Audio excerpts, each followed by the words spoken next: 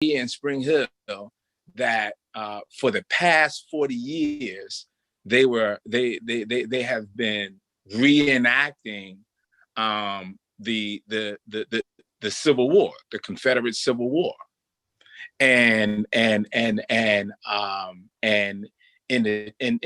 addition, now I said for the last 40 years they've been reenacting the Confederate Civil War. Now, just as a side note, I'm wondering who was playing the Negroes when they was reenacting the Civil War for the past 40 years. But that's as a side note. And in addition to that, there is a Confederate statue right up here, right outside, right out front of the county court building. Right. And it was placed there in 1931. Now, 1931 is right there in the heart of the Jim Crow era, and it was placed there by a group called the Daughters of Confederacy. Right. So I say, there was a Confederate flag right there on I-75, and then there was a reenactment of the Confederate Civil War for the past 40 years, right here in Brooksville, and in fact, all the way in fact, for the last 40 years, they did not have it this year for whatever reasons. And then there's this Confederate statue up here in front of the county court building. Now, why do I start out with these three stories here? Well, first of all, that the Confederacy, I learned a little bit about the Confederacy since I've been down here.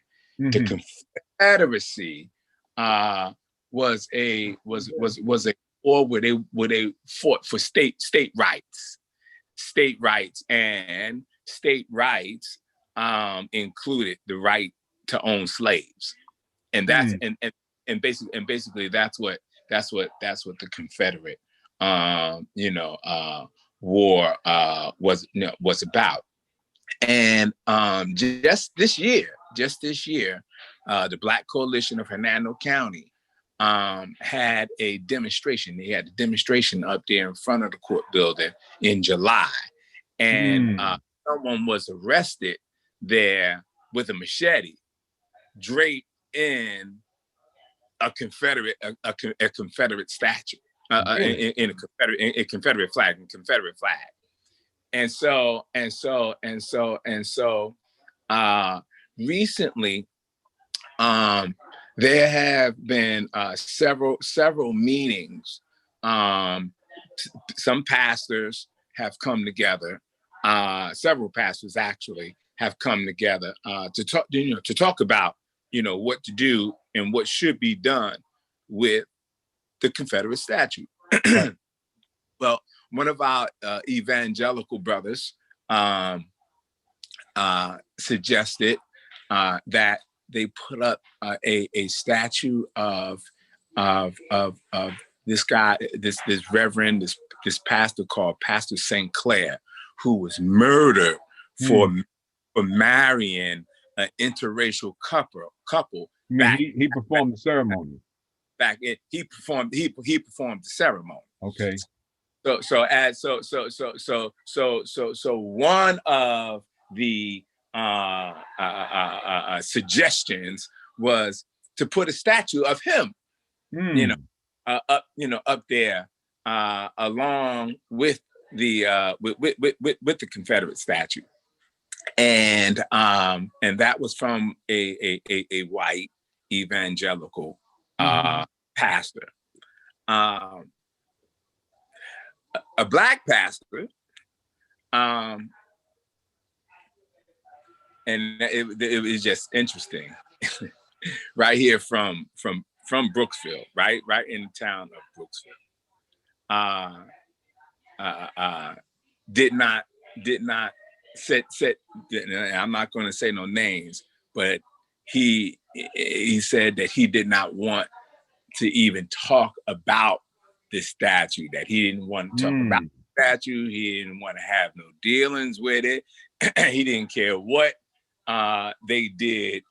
In fact, he said he didn't care what they did with the statue. And I found that interesting, as well.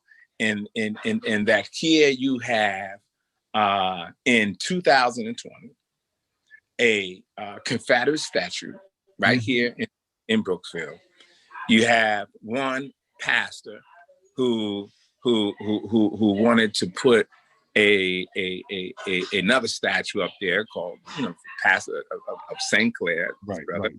Brother married somebody, and the reason why he wants to put him up there is because he married an interracial couple. And you have a brother who a pastor who did not even want to have anything to do, with the statue. And I just thought that, because and he is, this statue has been there for ever since 1916. And so because of, I believe that because of the beat, having been beat down, having been beat down, that sometimes being beat, being marginalized, those that are right here in the environment, in the town here, have just lost hope. Yeah, and that's so that's that's an interesting question, because tonight our conversation and everything, and I just want to let people know who now found us on YouTube, because that's where I'm going now. I'm on YouTube tonight. The topic of our conversation tonight is going to be a little different. Unlimited power from limited resources. And so what you're talking about, really, as you talk about the whole Confederate mindset, if you will, is now, okay, so how do we get the resources of an infinite God into the limited resources that might be available to those who stand up for righteousness in your town? That's a question I want to ask you. How do you do that? How what are you doing at Pristine and other places to help to demarginalize, if you will, and destigmatize, and to bring the truth to power?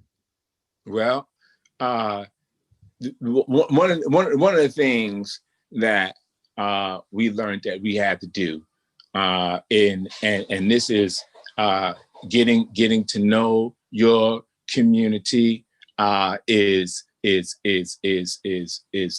having a conversation. Right.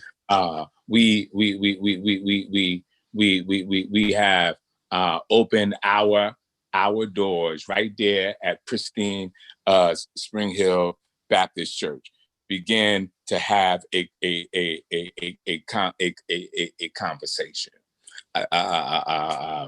There was a brother.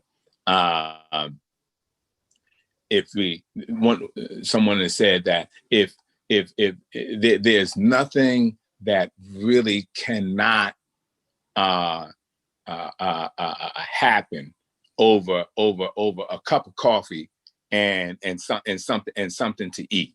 And so the first thing one thing that we have done is we have opened our doors and brought all of the parties that have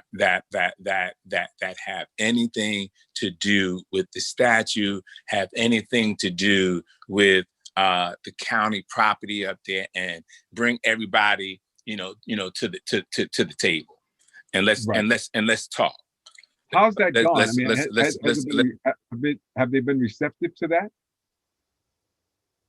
well, yes, actually, not only they have been receptive, but the county commissioners uh, and other pastors, other community members have come together, and we've had several meetings. Actually, there, one at the church and another at the school where I am working Okay. at State College. That's interesting. Now I'm gonna do a little shift right here because what I'm doing is I'm not looking directly at you because I'm trying to put the word out that we are on YouTube tonight. So I need to give some instructions on this because as I was saying to someone earlier, this is not my format. I'm not familiar with the YouTube format. So I do understand that you have to subscribe and you have to like it and you have to share it.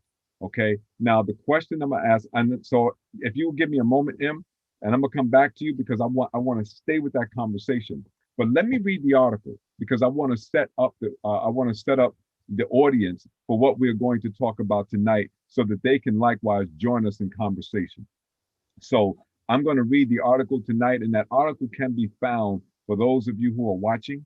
That article can be found at www.thebronxchronicle.com. That's www.thebronxchronicle.com. Scroll down until you find my column, Matters of Faith. There you will find this article, and it's entitled Unlimited Power from Limited Resources. So I'm going to read it a couple of times. Now, listen, we went over, let me put it this way. We are behind time because I could not get on Facebook at all. So that's why we're on YouTube. So you have to subscribe and you have to like the channel. Please do that and pass it along. Tell everybody, tell a phone, tell a friend that we're on YouTube tonight. Give them the information. We're on the Matters of Faith channel on YouTube. Here's the first reading for tonight. 1 Kings chapter 17, verses 15 and 16. But let me encourage you to read the entire pericope. That's verses 1 through 16. I'm not going to read it all, but just read 1 through 16 so you can get a complete understanding of what's going on.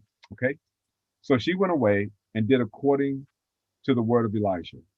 And she and her husband ate for many days, or she and her household ate for many days. The bin of flour was not used up, nor did the jar of oil run dry, according to the word of the Lord, which he spoke to Elijah. Now, unlimited resources or unlimited power from limited resources. There is a game show that I happen to like called The Chase. It is a trivia game that pits contestants against the European trivia genius, Mark Labatt, also known as the Beast. At the start of the show, the contestants are introduced, but before Labatt comes on the set, host Brooke Burns will say, "Unleash the Beast." If he answers more questions than the combined efforts of the contestants, they lose the game and get no money. However, if the Beast cannot answer as many questions as the combined efforts of the contestants, they win all of the cash they have accumulated in their bank. They set it up like it's a competition between the good contestants and the bad Beast. I use that game show as somewhat of an analogy of what happens when someone is engaged in the competition for the salvation of souls and against the forces of evil.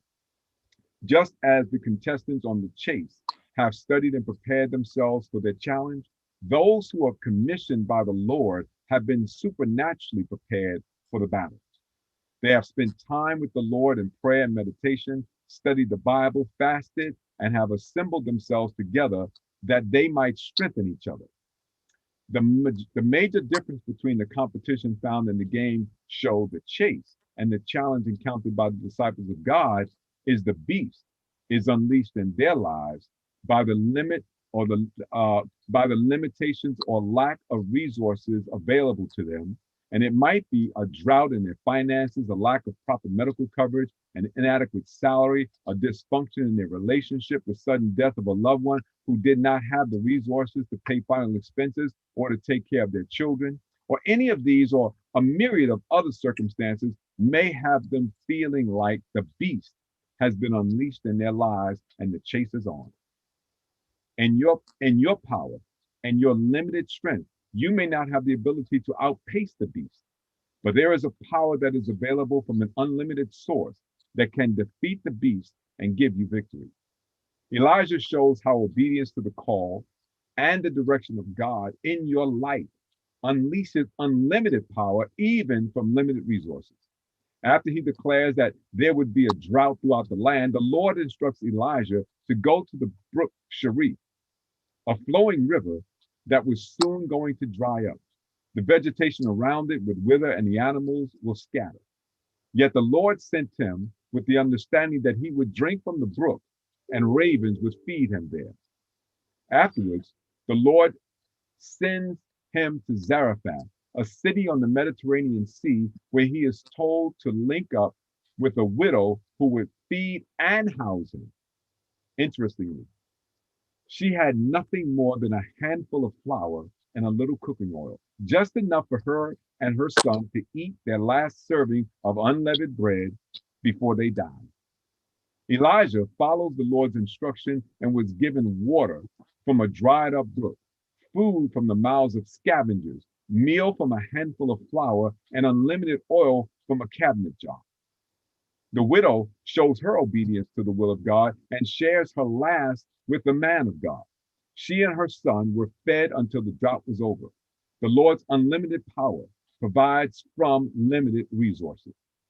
During these days of COVID-19, the fight against systemic racism, census chaos, election pandemonium, senatorial callousness, congressional confusion, Supreme Court tension, and a looming economic meltdown, it may seem that the beast has been unleashed and the resources we have are inadequate to deal with them.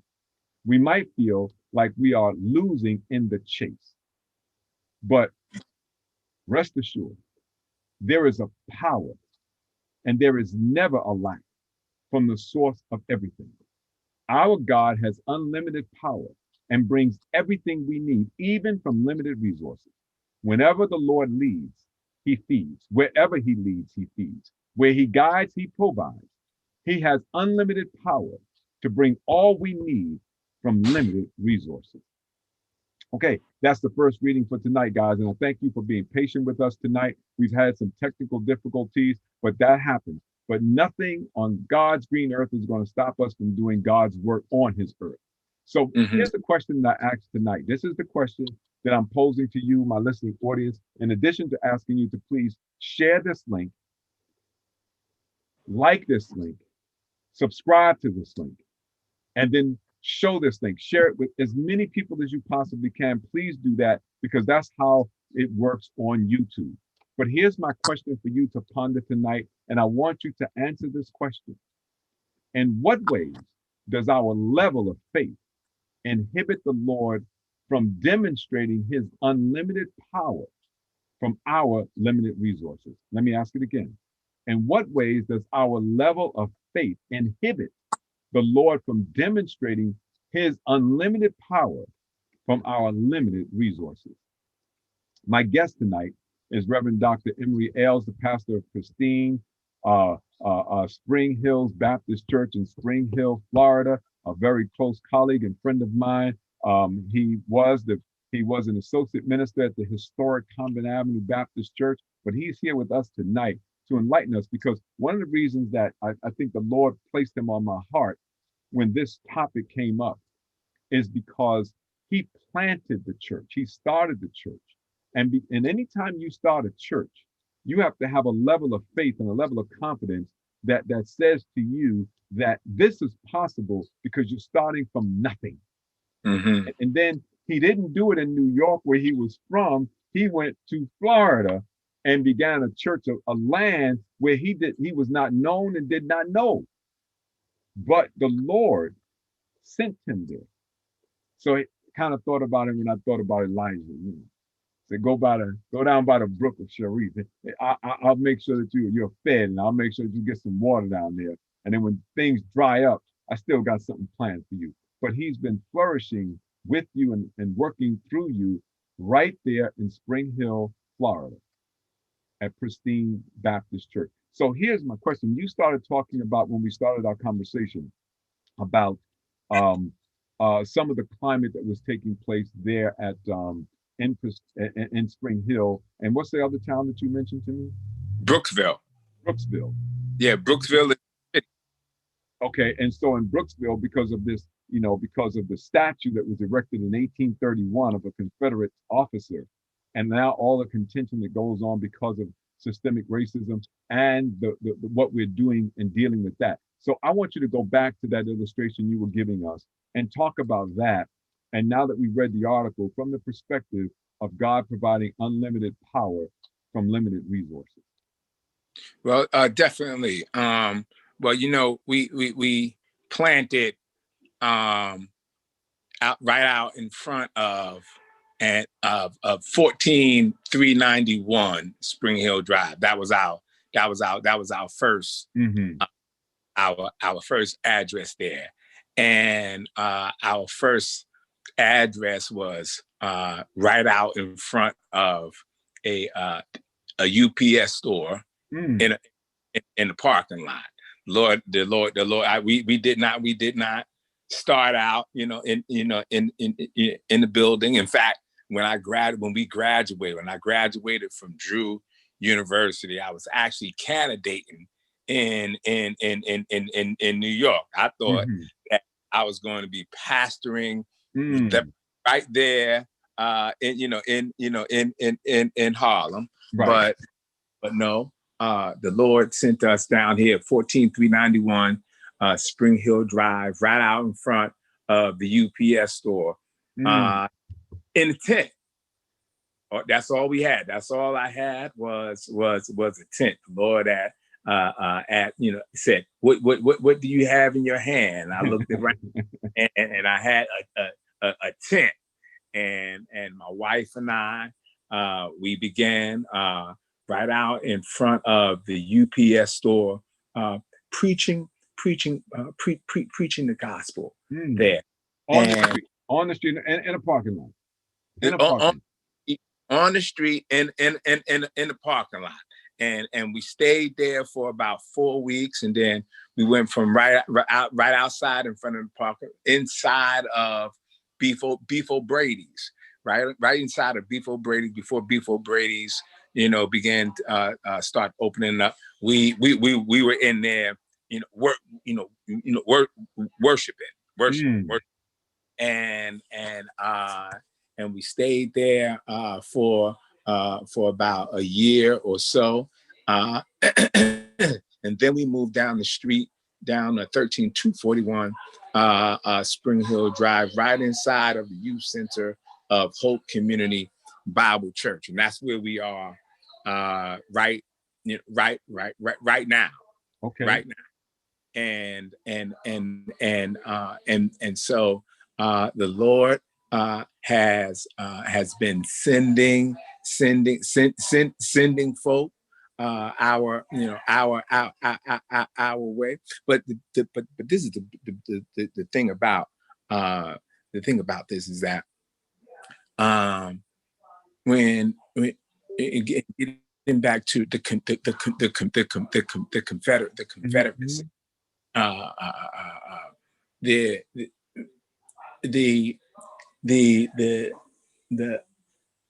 thing is that the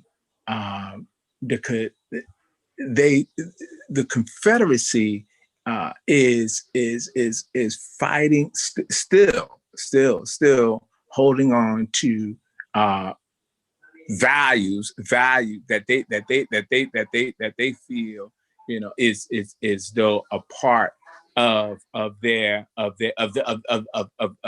heritage, right? And that's exactly what they're holding on to. They're holding on to something that they feel as though that is a part of their heritage, and also in addition to that,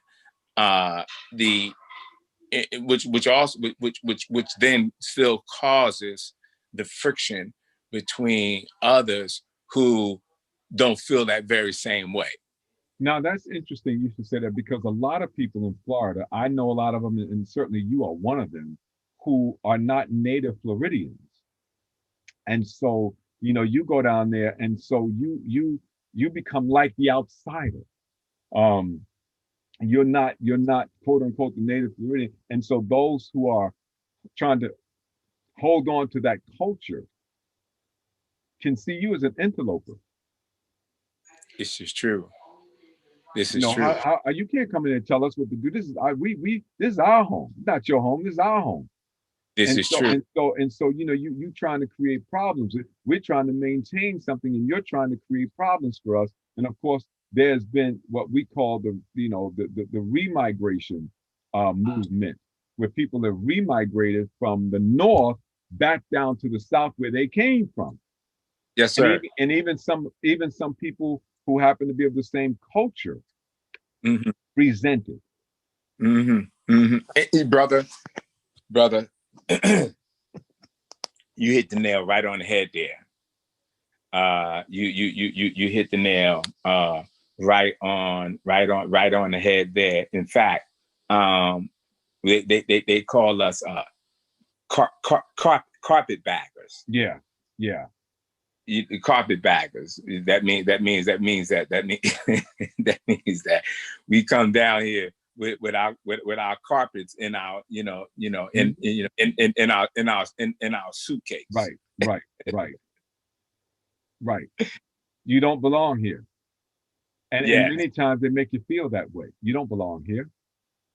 And so it becomes interesting because again, you're the challenge for you and others, particularly those of you who see things a little differently and want to be progressive in your position, what are you going to do? How do you do that? How do you maintain a progressive stance, but and, yet and brother, still not alienate your people? let me tell you, there's a lot of them down here, brother. There is a lot, of them down here. Hmm. And so what are we talking about? And so one of the things that we're talking about is being obedient. Hmm. And just like the woman, in the text, she was obedient. She did not obey, she didn't disobey the man of God. She could have went on with just what she had, and cooked everything, cooked what she had, and then died. But she did not. The text said that she obeyed the man of God and gave the man of God what he needed. And it reminded me, even in this text, it reminded me that when we were coming up, if it wasn't hot dogs and beans, it was beans and hot dogs.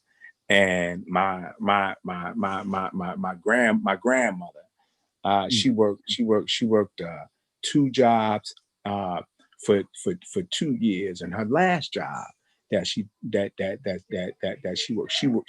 raised 8 of us, and the Hmm. last and the last job that she worked and she retired from was a McGraw Avenue School as a janitor. As a janitor. A janitor. Wow. She cleaned toilets all day long and scrubbed floors all day long. But Mama had this little red purse that never seemed to run dry. Hmm. Amen.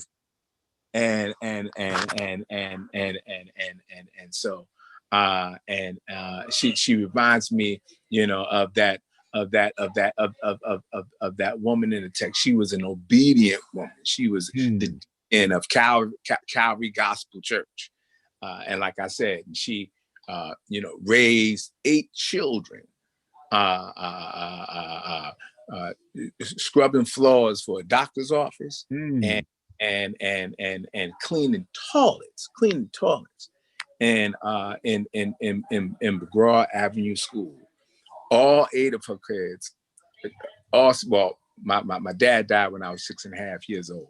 But other than that, all 6 of her kids grew up, got married, got good jobs. One is a reverend herself, Reverend Nadine Stevenson, and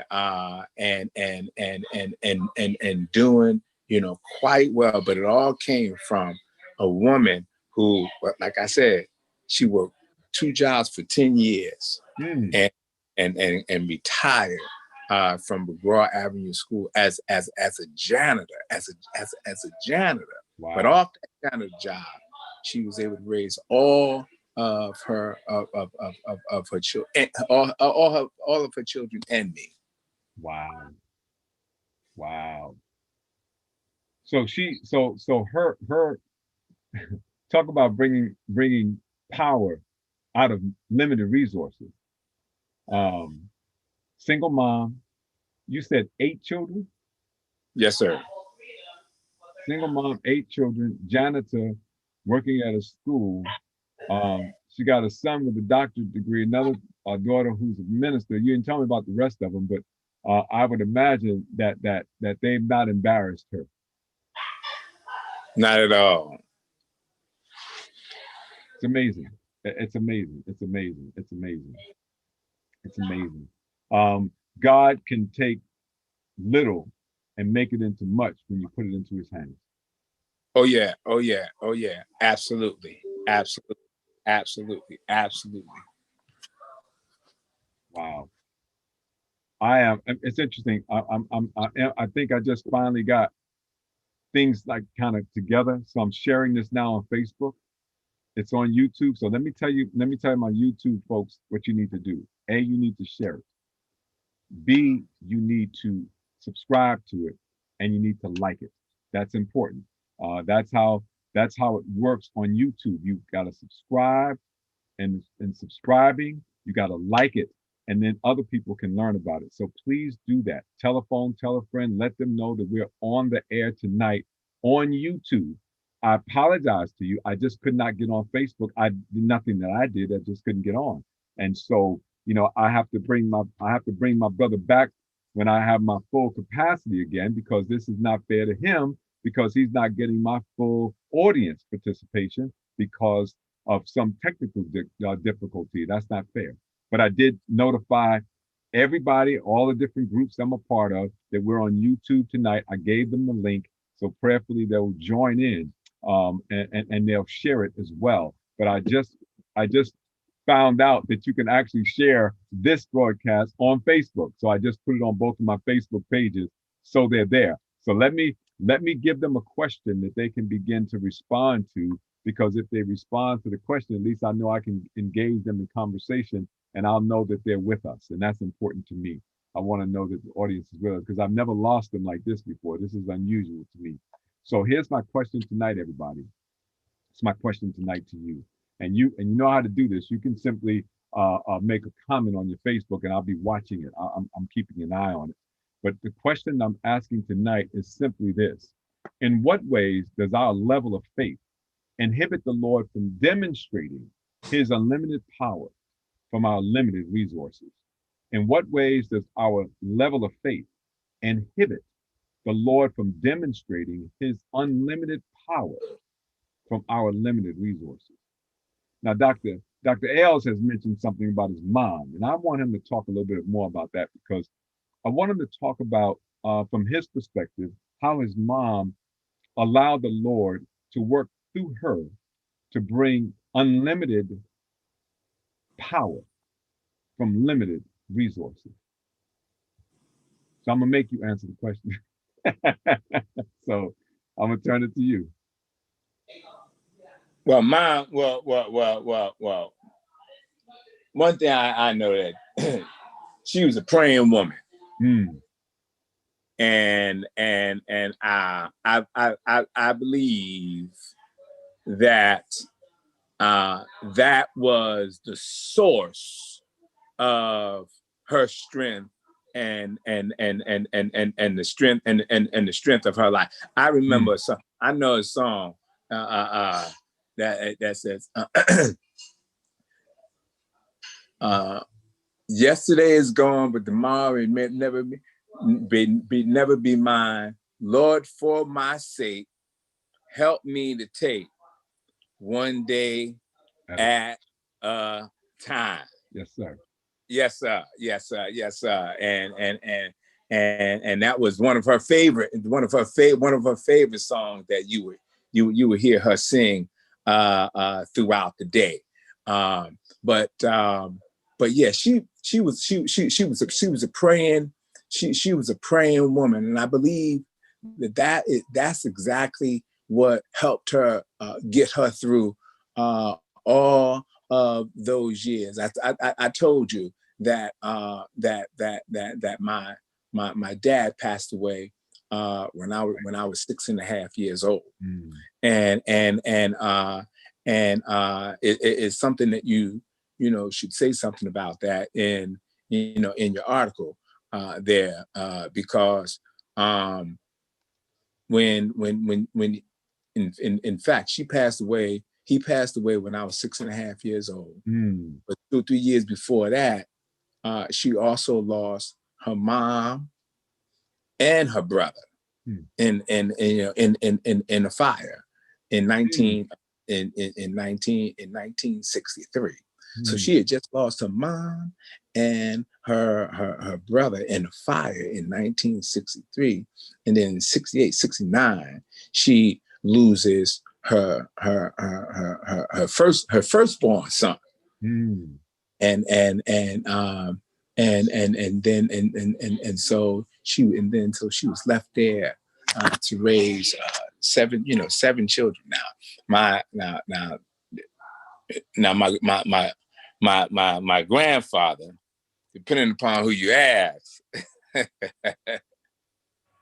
was a Rolling Stone. I loved my grandfather. Gotcha. I loved him, and but depending upon who you ask, he was a Rolling Stone, and he was not there. But I remember oftentimes coming in the house and seeing Mom praying on her knees. So I think that is where Mom got her strength from. She got her strength from praying. Gotcha. So you saw her praying. You saw Yes, her exercising her willingness to submit to the will of God. Oh yeah. Oh yeah. Oh yeah. Oh And yeah. prayer is that thing. Prayer actually shows a person's willingness to literally bow down to the Lord's will. When you can humble yourself on your knees, it tells everyone watching, if they can see it, that you are humbling yourself before God. Oh yes, sir. And prayer is what has kept pristine Spring Hill Baptist. We are a praying church.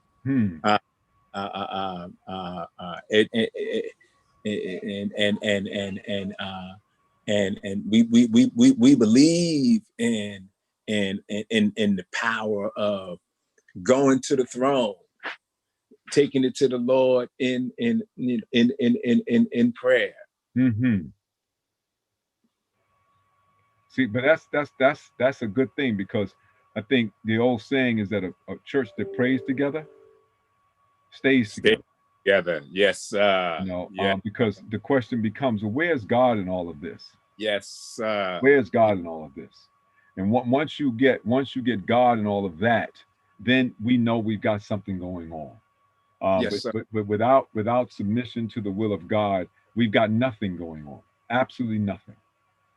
And so I'm really taken by the testimony that you're sharing with us about your life, because there's some things that you're saying to me tonight that I never knew. I mean, but and then there's some similarities in your life and mine that that probably drew us together from the very beginning. That the Lord had something in mind long before we met. Because in my life, my mom passed away when I was 14.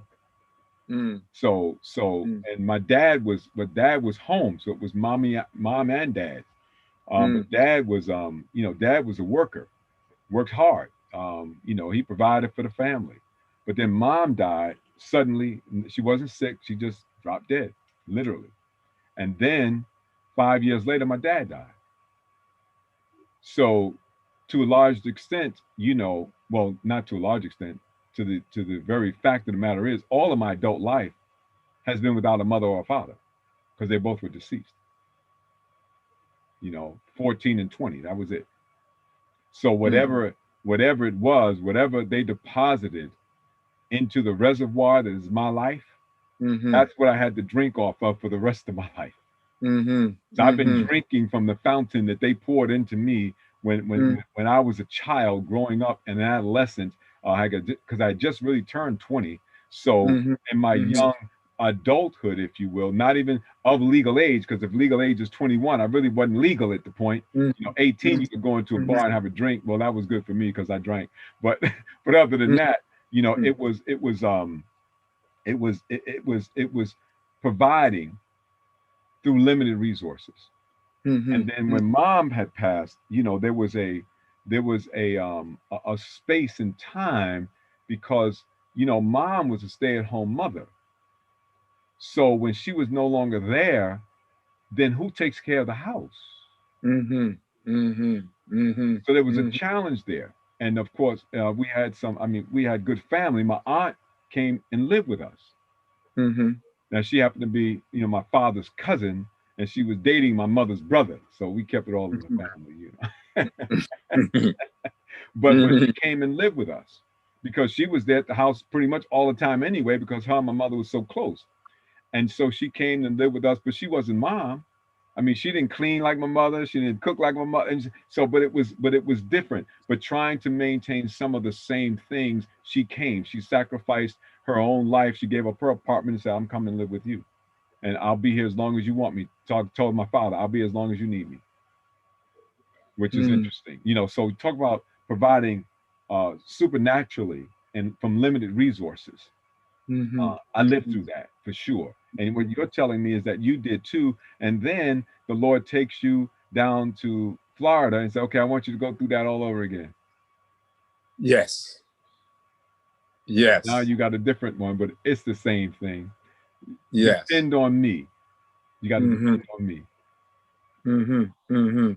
And I tell you, when we were coming up, sometimes if it wasn't if it wasn't hot dogs and beans, it was beans and hot dogs. Mm-hmm. Mm-hmm. And we came up in the projects. Mm. And so we, even though, and mom, she made sure, although we came up in the project, she made sure that we went to she installed in us Mm-hmm. Christian values. Mm. Yeah. Yeah, Yeah. Yeah. yeah, How important is that? yeah, yeah, How yeah. important is that?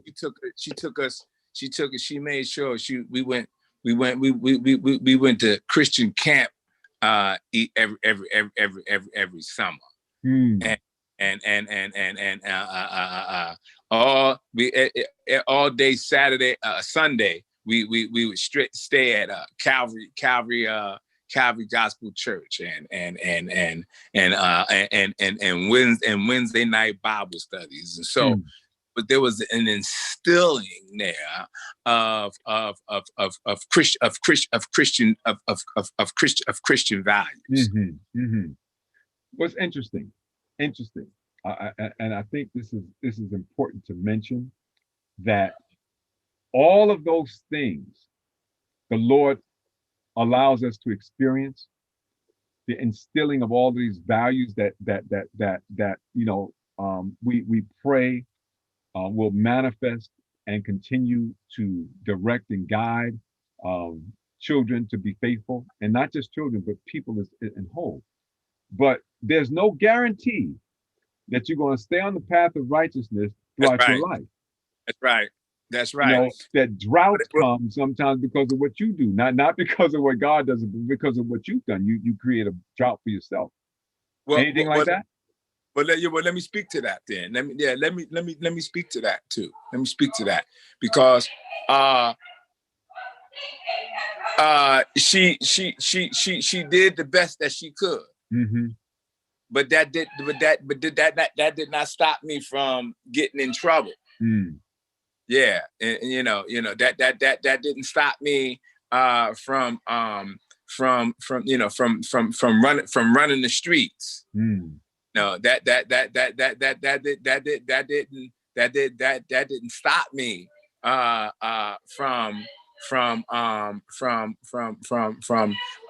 being with the wrong crowd, you know, doing the wrong things. Most of, I told you that, you know, sometimes I would come in the house and, you know, and I would see mom praying. Well, you know, sometimes that was 3 o'clock in the morning. Mm. So you know who she was praying for. Yes, You were the yes, object of her knee bending.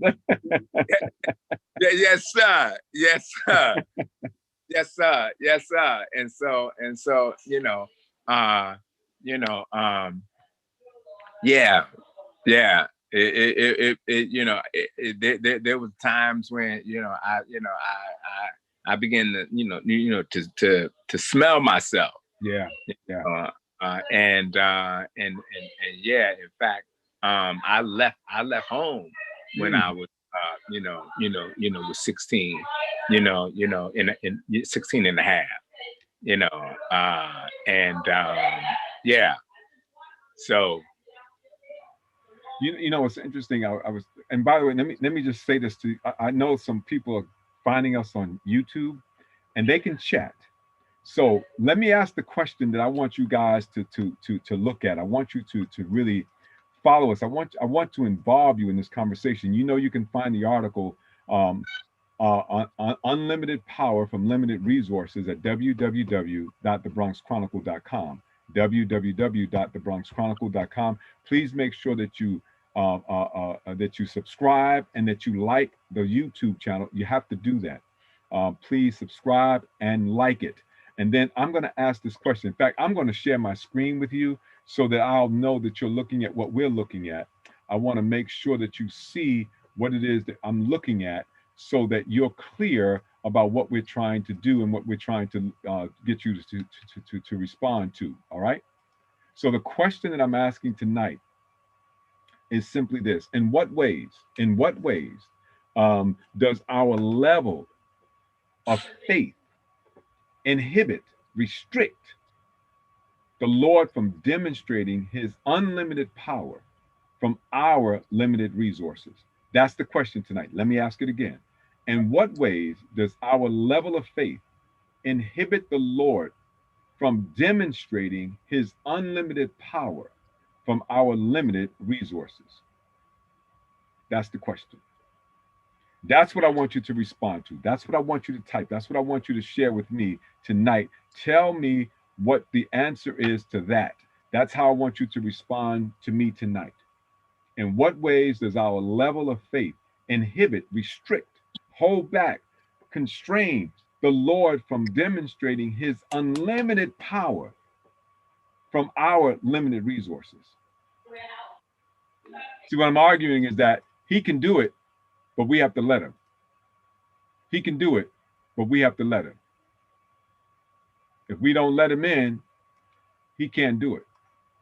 But we can do all things through him because he strengthens us. But many times we don't get that. And so we miss it. What a shame. All the power in the world available to us, and we miss it. So let me tell you, I'm going to give you a little bit of background. I want to tell you who my guest is tonight. I'm going to put that on the screen for you to see. I'm going to read it for you.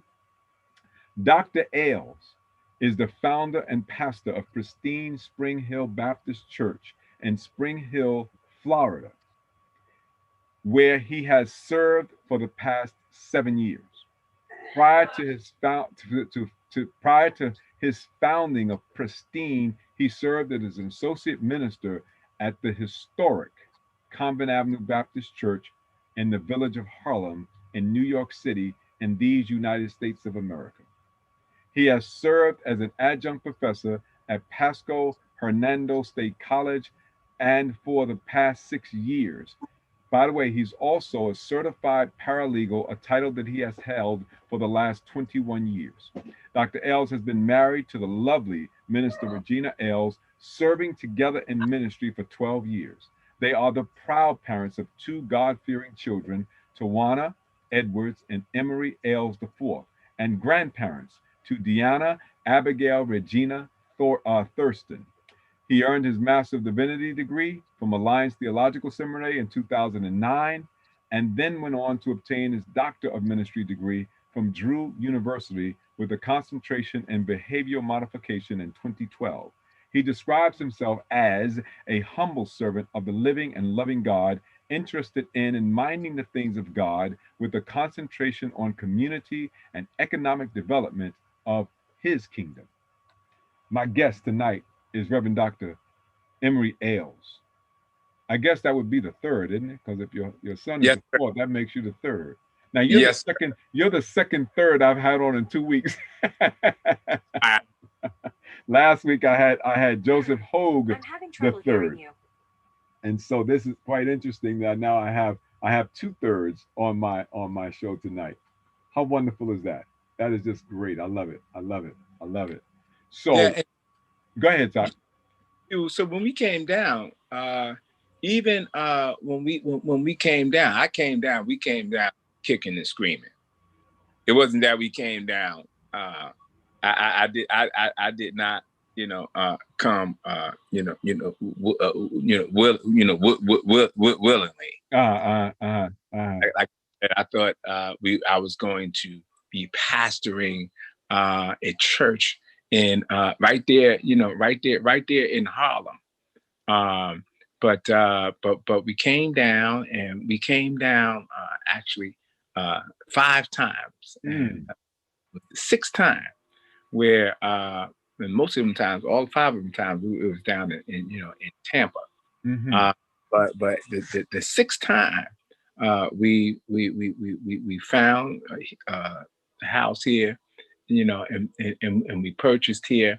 And I'm looking around. I'm like, Lord, there's nothing going to be planted here because the ground the ground is as acidic. I was looking around at the dirt, and the ground was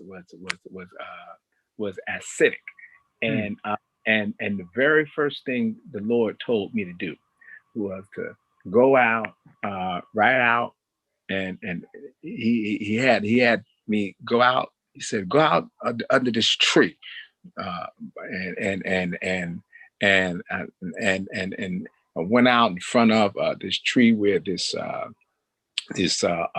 goodwill truck was, and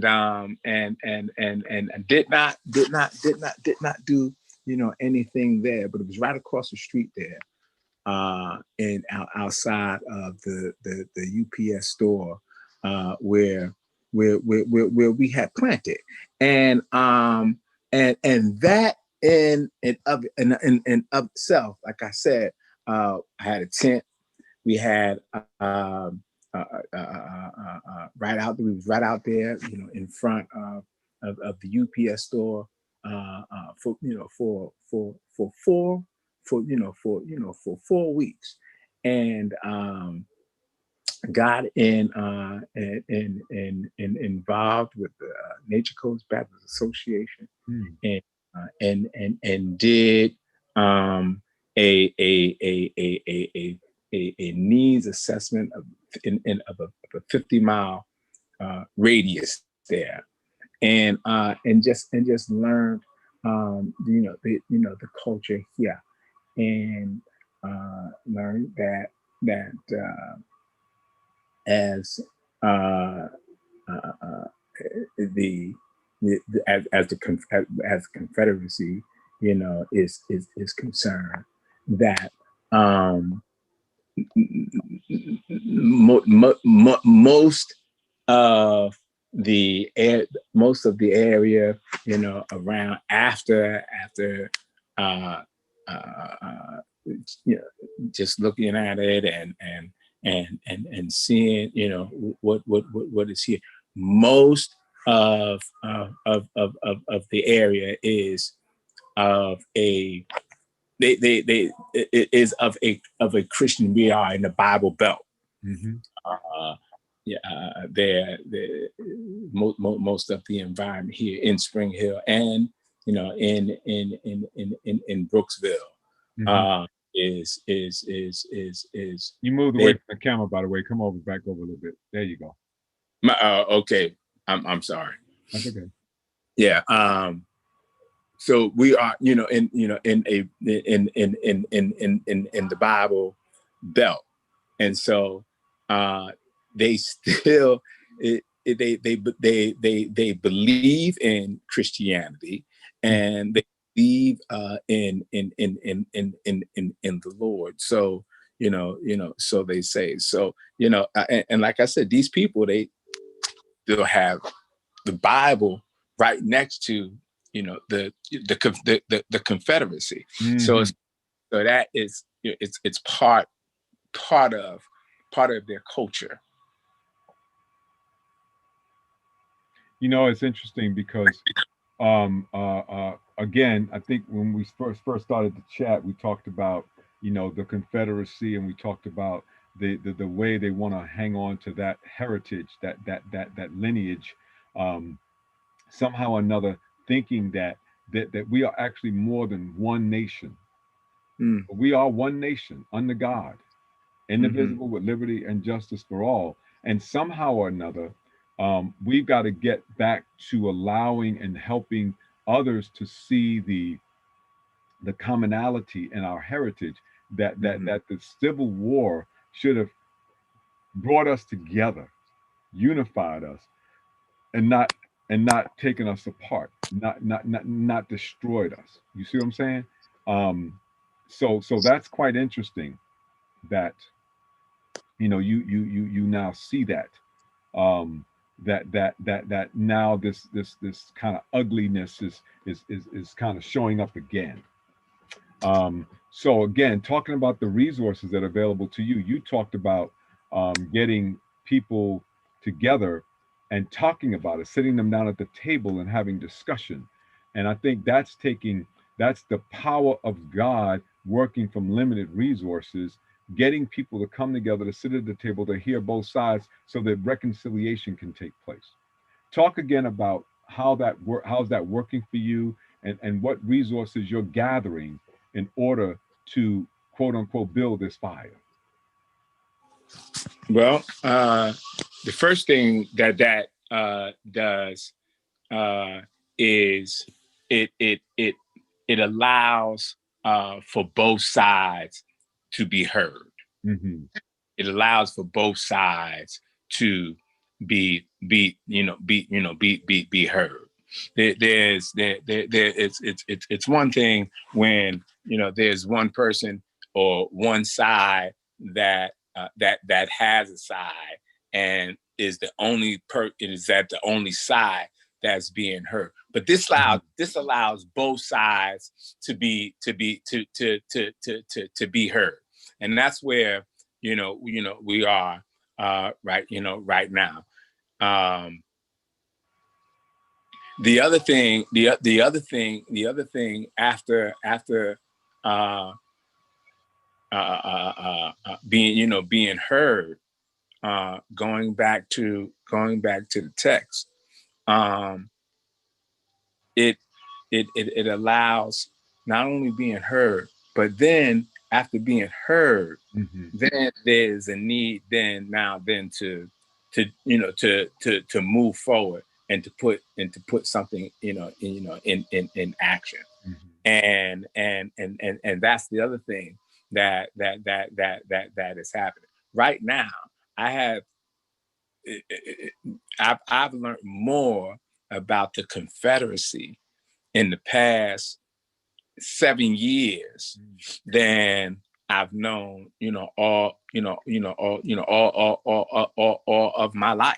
Mm. So let me So ask you a question. So since you said that, what revelations have you had that you can now share with us about the Confederacy that maybe we don't know? well, the Confederate, the one thing that I've learned about the Confederacy is that the war itself was over state rights, state rights, and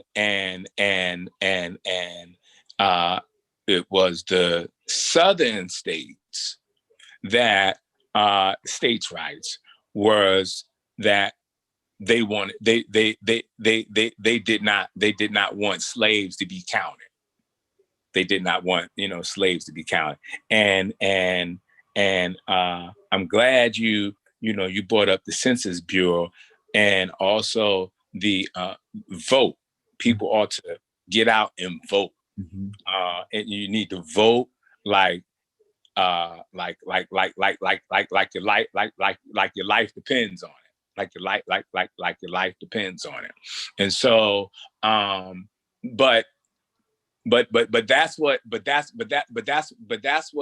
the issue of the Confederacy was. That the Confederacy was the southern states was fighting for states' rights, and that was that the fact that they did not want the slaves to be counted.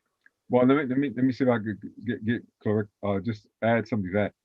It was the northern states that didn't want them counted because they said, well, they're slaves. They don't really count for anything, and they made what they call the three-fifths compromise. So every slave was counted as three-fifths of a man and not a whole man. So the three-fifths compromise Yeah. allowed for them to Yeah. be counted, because remember, the distribution of resources was still dependent upon the census.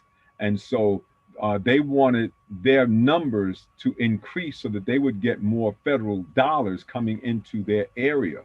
And so in order to do that, they came up with the three-fifths compromise, and they decided to count the slaves as three-fifths of a man rather than a full and whole man, which of course took over 100 years to rescind that so that we became full people and not just a portion thereof.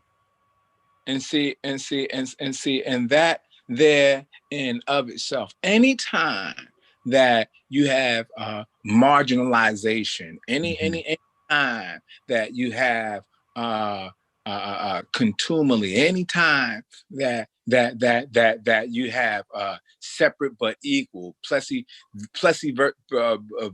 versus Ferguson, oppression breeds contempt. Mm-hmm. And then you have things like the incarceration rate, Mm-hmm. Being what it is, right now. There's more people, and you got more people incarcerated right now than it was, in Right. They slavery. were enslaved. They were Yes, enslaved. sir. Right. Right. Yes, sir. Yes, sir. Yes, sir. And we incarcerate more people in this nation than any other industrialized nation in the world. Yes, sir. Yes, sir. Yes, sir. Yes, sir. And that's why Harriet Harriet Tubman, Martin Luther King, Frederick Douglass. Mm-hmm. That's why education is key. So that's the other thing too that I would take away from education. Education is key. Jason Sager, he was down here. He was one of the ones who was speaking when we did the when we did the demonstration. He when he was seeking, and he's a white guy. While he was speaking, those that were of the Confederacy was screaming and yelling at him and calling him a sellout because he was over there with them a few years ago. Now he's up there talking behind the mic and what he said, yeah, he said, you see them people over there? He said, I used to be over there. I used to be with them over there. But he said, but this is what he said. He said, but I went and I got an education. And now I am not, I am not over there, and now, and once you know better, you do better. So that's two. So that's second thing. First thing I would say, be obedient to the Lord. Second thing I would say is education. Education is key. And then third, bring everybody to the table. There's not much that cannot be accomplished over some coffee and some donuts. That's a very, I like that philosophy because I agree with that. I totally agree with it. In fact, my activism and everything that I do is predicated on being at the table, because I know that you're not going to be able to effectuate any kind of change unless you're sitting at the table with the people who have the ability to make changes. And if they're not at the table, then you're sitting at the wrong table. You got to change the table. You got to be where the people are who can make the changes. And I say this oftentimes. I'm in meetings with people of color. They may be Latino and African American or whatever, But I said, listen, if we're the only people sitting at this table, we're just having a discussion. Because the people that we need to get to the table are the ones who are sitting in the boardrooms and the elected seats that can make the difference, that can change things, that can change the laws, the ones who sit behind benches. Those are the ones that we need to be at the table with, because those are the ones who have the authority, the power on this level to make changes. And that's my opinion, that God is the ultimate power, and that he can take our limited resources and turn them into significant sources of strength and unity. And we need to take full advantage of that, because if we don't, then what we're doing is setting ourselves up for defeat. So we must be at the table. When I used to work for the Southern Baptist, I recognized very early on that, that it was necessary for me to be at the table. Now, I started as a loan officer, and I would loan money to churches. And it was interesting because I was the one who could say yes or no to their request to borrow money in order to build or to grow or to expand or to renovate the building or to do something else. That I was the one who had the authority to say yes or no to money that they wanted to use. So that was an interesting position. But when I became a strategy coordinator and worked with the churches and more specifically, the conventions in the Northeast in particular, this is where I was assigned, and working with the conventions who then work with the local associations. You mentioned an association that works with the local associations who then work with the churches. So I had a macro perspective on this thing. And as I looked at it and I saw that if I wasn't sitting at the table, then nothing in my culture would have to be addressed, because it wasn't on their radar. It didn't have to be. There was nothing that said that they needed to even consider what was in our lives and was necessary, because it's not on their radar and won't be on their radar, because there's no reason for it to be there unless someone is sitting at the table. And I just happened to be the person sitting at the table that also had the purse strings. So whatever it is, and I was the one who reviewed the strategies. So when I looked at the strategy, I was like, okay, so how are you impacting communities of color, African American communities, Latino communities, Indian communities, and those kinds of things. And sometimes they had a plan to reach some, but not all. But the gospel is for everyone. It's not isolated to a particular group. It's for everyone. And so in our evangelism and outreach and those kinds of things, in terms of who do we share this unlimited power with, we share it with everyone, so that there are no limitations, there are no limits, that everybody has more than enough.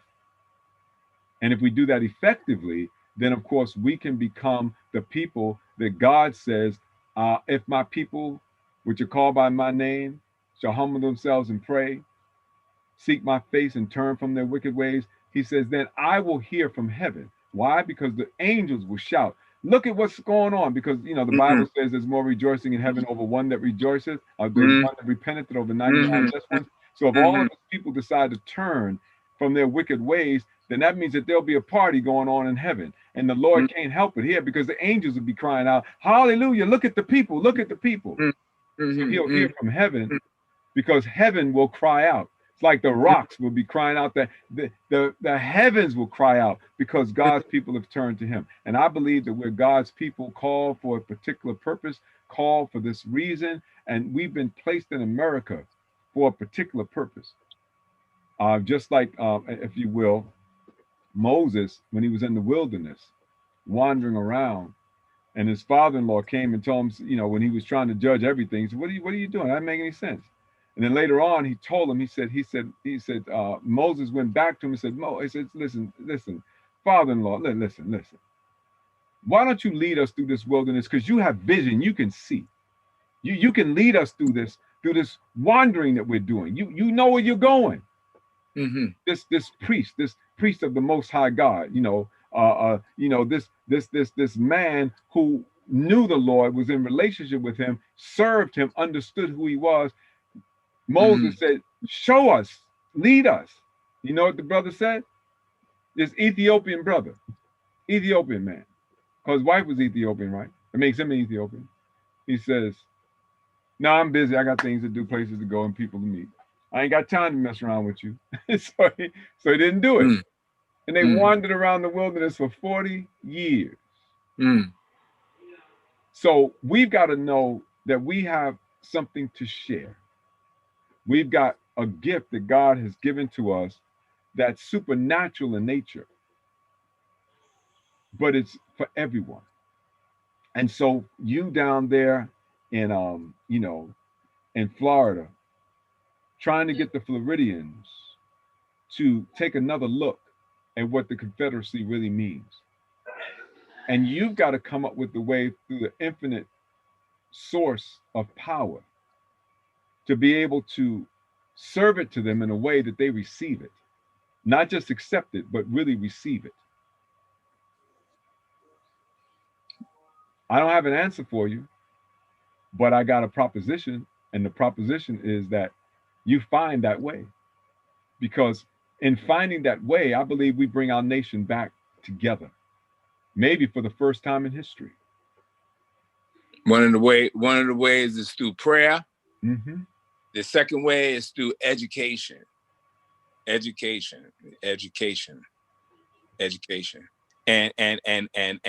third is communication. It's communication. Those are the three things right there that will do it. That will give you unlimited resources. Unlimited resources through limited resources there. I am so reminded that the Southern Baptists, not too long ago, came out with a statement against against their slave, against their part that that they played in slavery Mm-hmm. there, and that was just a few years ago. Um, uh, but uh, but but yet, and still there are still just like just like we have values. They have values too, and they feel as though as their values are their values are appropriate. Mm-hmm. Mm-hmm. And it's interesting because I remember when that happened.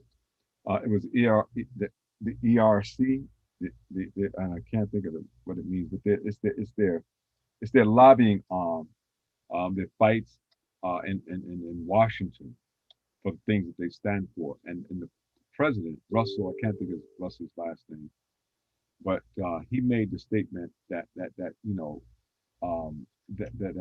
they apologized, and they for their role in slavery. And then back in, I think it was 80, I want to say 87, 88. I have the information, I just got to look at it. But a woman stood up on the floor of the convention, made a motion that the Southern Baptist Convention apologize to African Americans for their systemic isolation and other vile things that they've done to them, and that they begin to include them in their strategies going forward.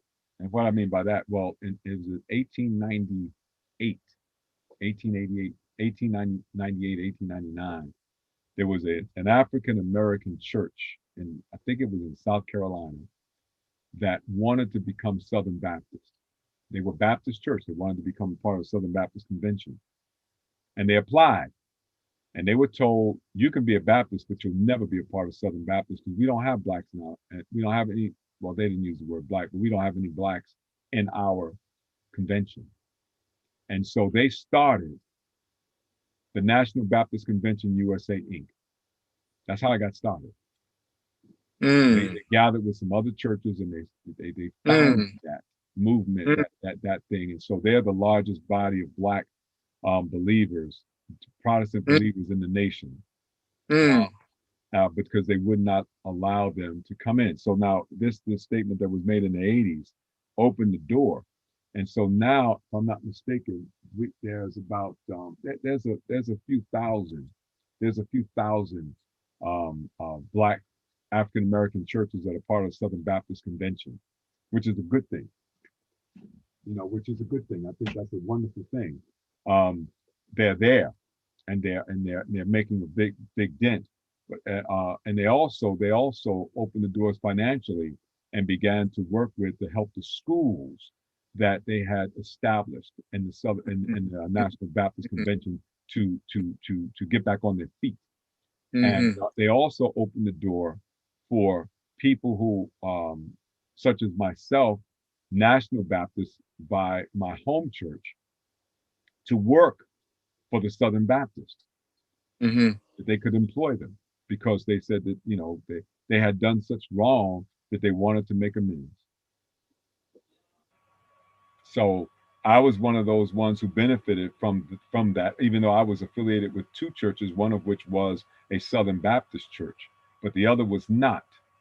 But their revision to their bylaws and constitution allows for them to hire people who are part of the National Baptist Convention USA, Inc. A lot of people don't know. A lot of Southern Baptists don't know that, but I have I have the documentation to prove it. So what I'm saying is that being at the table, understanding that, it empowers you. And when you're empowered, then things can change. But if you don't know, and that's what you talked about, education, communication, prayer. If you don't know, then you're functioning off of a thought or an idea that you have in your head that may not even be based on the facts. That's It may right. not be based on truth. So you need to know the truth because the truth shall set you free. Yes, sir. Yes, sir. I just want to, before I close, do want to just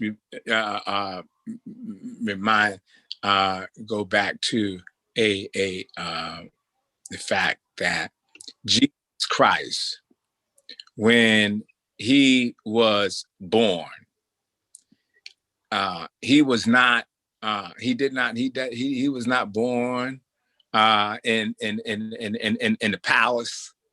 And in fact, it was an end. Mm. I think in fact, from what I'm understanding, there wasn't even any room in the end. So they said he was born in a barn. Right. And this is the King of Kings now, and the Lord of Lords. But yet he appeared. He came to show. He didn't go to king. He didn't go to another king. He didn't go to a prince.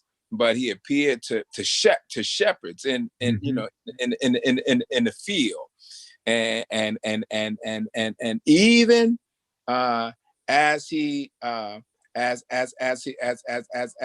was growing up, he and as he as he matured, he was along the highways and the byways. Mm.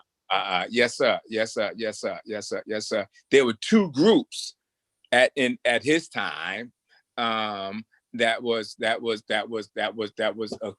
equivalent to, I would even call, I would say they were equivalent to the Confederacy. They were the Pharisees and the Sadducees. Right. And the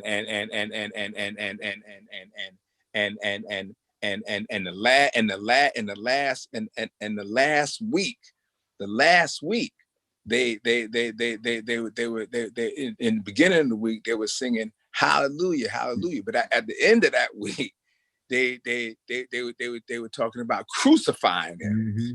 crucifying him, and they hung him.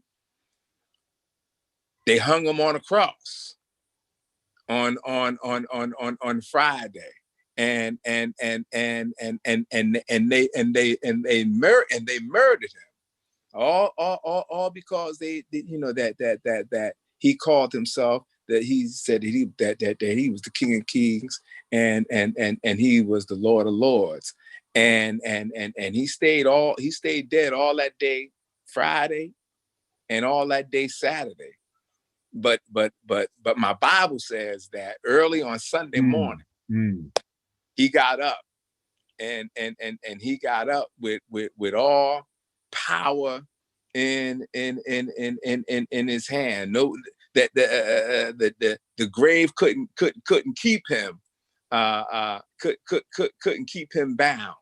And it is that, and he is alive even right now. That's what we believe, on the right hand side of God, making intercession for you and for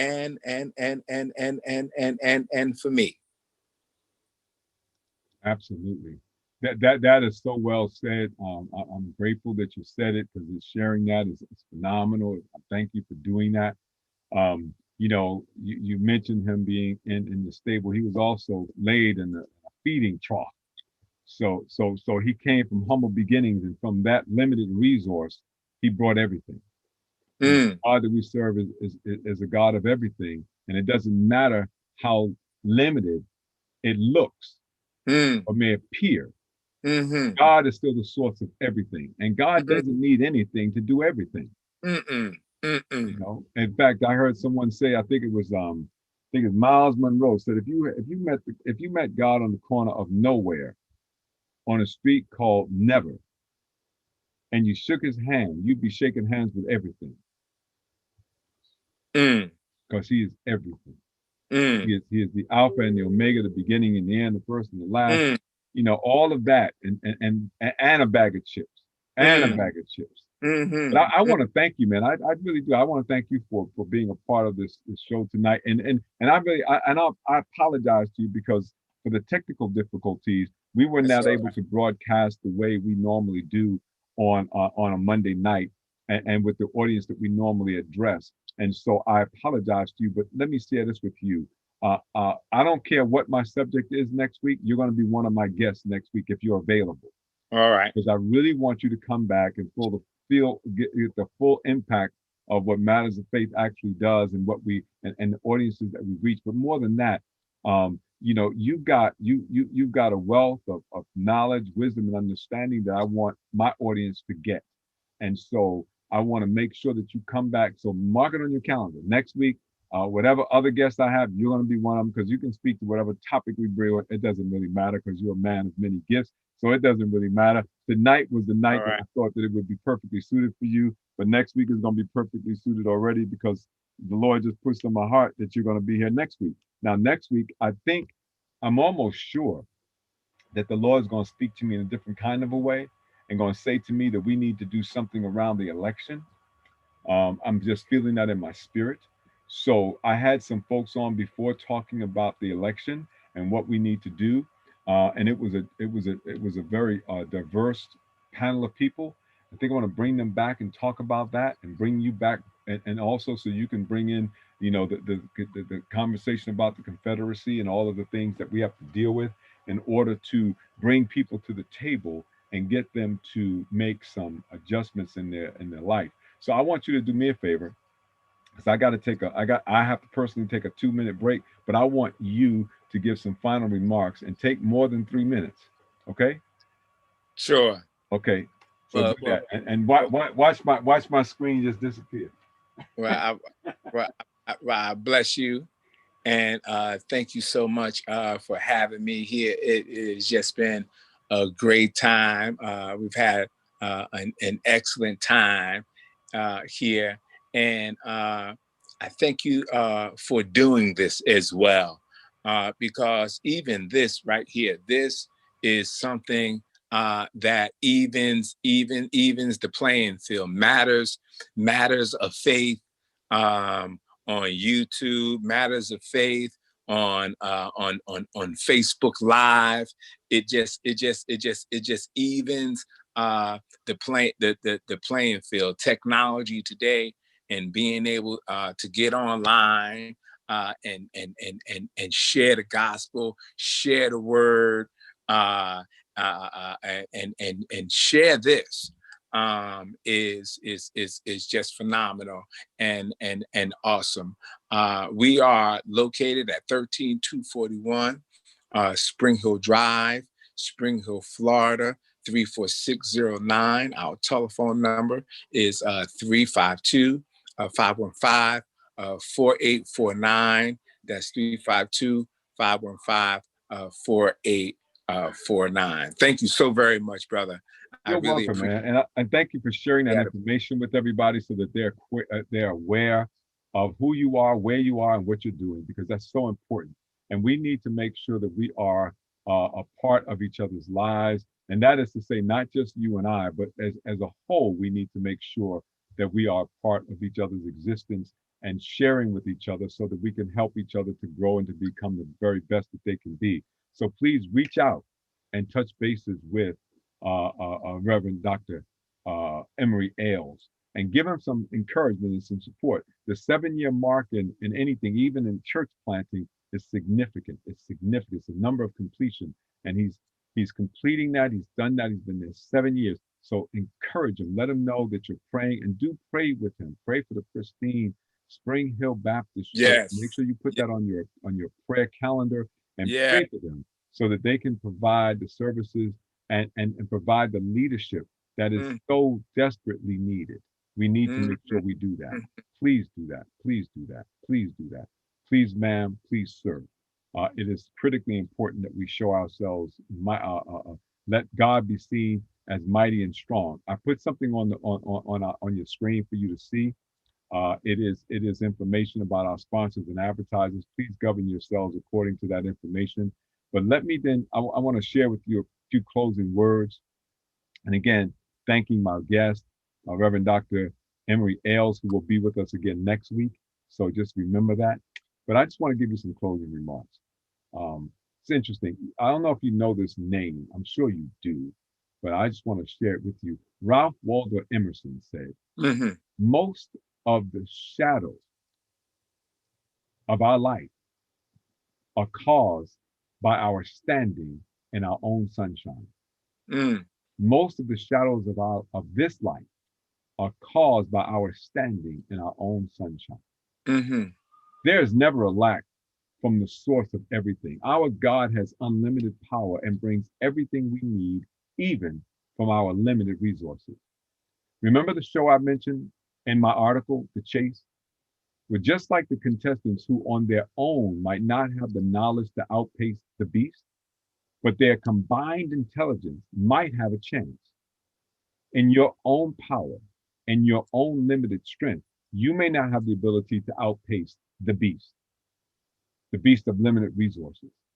But if you allow the Lord to work in and through your life, he will give you power much greater than the collective minds of those contestants who are on that program to chase. He will give you access to his unlimited power, multiply your limited resources, defeat the beast, and give you victory because he has unlimited power that he can take from limited resources. Our question tonight was, in what ways does our level of faith inhibit the Lord from demonstrating his unlimited power from our limited resources? The answer is clear. The faith the size of a mustard seed unleashes the power of our Almighty God. My guest tonight, Reverend Dr. Emory Ailes, pastor of the Spring Hill Baptist Church, has told us how he has been led by the Lord first to go to Florida, went kicking and screaming, but he went. He has shared how for the past 7 years, the Lord has sustained and provided for the church and for him and his lovely wife everything that they've needed according to his riches and glory. Dr. Ailes shared how the Lord continues to bring blessings after blessings, and he shows him wonders that have never ceased. What a mighty God we serve. You know, wherever he leads, he feeds, and where he guides, he provides. Unlimited power to bring all we need from our limited resources. Please support our sponsors and advertisers. They're on your screen. The JLR Company, for all your church financial needs, call 718-328-8096. It's not about the castle, it's about the kingdom. Matters of Faith, the book, and my Cash App. You know, Matters of Faith, the book can be purchased on my Cash App. Please do that. All you got to do is go to Cash, $ Matters of Faith, and you can get the book. I'm trying to show it. There you go. $ Matters of Faith. And the book is $20 plus $2.80 shipping and handling, or you can get it as an ebook.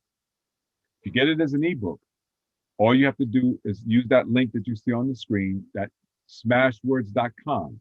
And if you use the coupon that's there, you get a 25% discount. The book is $15. And watch this, no shipping and handling. Call Neighbors Home Care at 718-515-2200. They're looking for certified home health aides and certified personal care workers. And let me emphasize and suggest that you read the Bronx Chronicle on a regular basis. The newspaper is really good. It's an online newspaper, www.thebronxchronicle.com. There are many articles of interest in that newspaper, in addition to Matters of Faith. So make sure you check it out.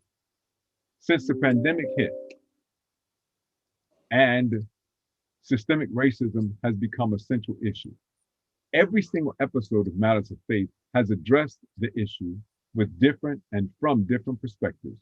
I want you to keep these subjects in mind and live your life to the fullest. Here they go. Stay safe, stay healthy, build your immune system, maintain your sanity, stay encouraged, love one another, breathe deeply, handle your earthly obligations, take it to another level, have faith that takes you above and beyond, exercise self-control, act justly, love mercy, Walk humbly before your God. Remember that we are all in this together. Make this a glorious and new beginning. Build a network of mutuality. Know that the Lord has already made a way. No matter how bad it gets, make sure that you do your part. Keep listening for the voice of the Lord as you experience a shared peace. Keep up the fight for your own well-being. Manage the gifts God has so graciously given to you. Live like you're free by coming out from among them. Know that God always does things for your own good. Then decide not to drink, not to be drunk with wine, but filled with the Spirit. Make your choice. Make your choices matter as you get to know the you that you never knew before. Be sure that you don't quit because the Lord has something for everyone simply because the love of God is given before the womb and extends beyond the tomb. And always remember that there is available to you unlimited power from limited resources. There's always available to you unlimited power from limited resources. That, my brothers and sisters, is really a matter of faith. Now, the Lord bless you. The Lord keep you. The Lord make his face to shine upon you and give you peace. The Lord lift up his countenance upon you and give you peace. Now, telephone and tell a friend to join us next week at the same time on Matters of Faith. Whether we're on YouTube or on Facebook, make sure that you are there. I love you, and there's absolutely nothing that you can do about it. So get used to it. Good night to you. God bless you. Thank you for your patience. Thank you for your commitment. And thank you for sharing. Now, don't forget to subscribe, like, and then share this YouTube channel with all your friends, acquaintances, colleagues, and associates, and have them join us on Matters of Faith, the radio show. God bless you. We love you. Good night. Thank you, my brother. I appreciate you, man. Blessings to you. And thank you for doing this. You're welcome, man. Thank you for coming. Next week, don't forget, same time, same channel. All right? Because what we do here is watch this. This is what we do. All right. Bless you. That's what we do. We keep the faith. Later, man. Good night.